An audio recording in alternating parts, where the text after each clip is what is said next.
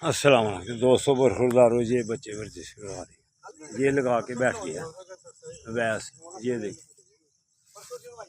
ये अलियास बेटा।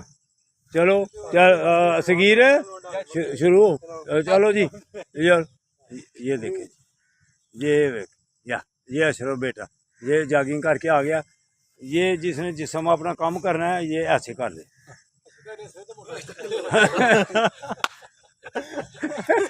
ऐसे करके तो सिर चुट के बह रहे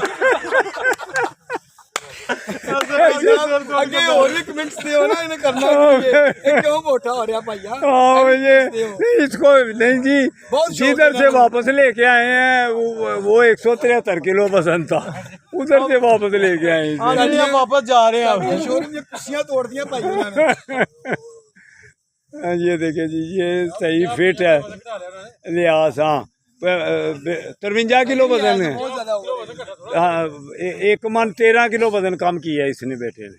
तो दोस्तों 13 किलो घट किया तो बाकी रह गया 5 किलो। हाँ वो भी कम हो जाएगा इंशाल्लाह ताला।